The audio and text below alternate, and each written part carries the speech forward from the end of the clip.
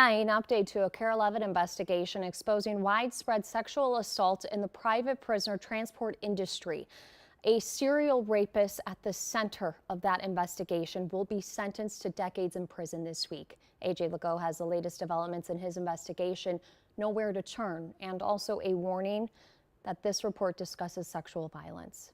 On Tuesday, in a federal courthouse in Albuquerque, New Mexico, the conclusion to a story that started in 2019 when a woman, we're only identifying by her initials TP, was extradited from New Mexico to Colorado. She was raped along the way by her guard, Marquette Johnson, who worked for Inmate Services Corps, a private prisoner transport company headquartered in West Memphis, Arkansas. He held the barrel of his handgun to her cheek, warned her to cooperate, otherwise it was going to get ugly. She reported the assault as soon as she was dropped off at the Colorado jail. DNA from TP's rape kit was conclusive.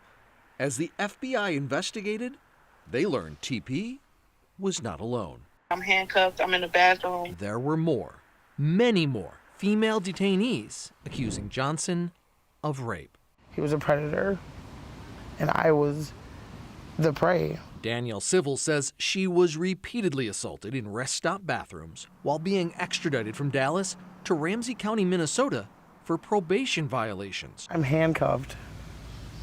I'm in a bathroom stall. KARE 11's investigation exposed missed warnings, legal loopholes, and the government turning a blind eye to a systemic pattern of sexual assault by private transport guards. And making sure that this is front and center. And Minnesota lawmakers took notice and action as Representative Brad Tabke introduced reform legislation, saying the victims' stories could not be ignored. The reason why this is coming forward right now is because people know about it from them telling their stories and being brave enough to share the tragedy that they've been involved with. The reforms just passed unanimously in the House last week and are now awaiting a vote in the Senate. Meanwhile, this week in Albuquerque, Johnson will be sentenced.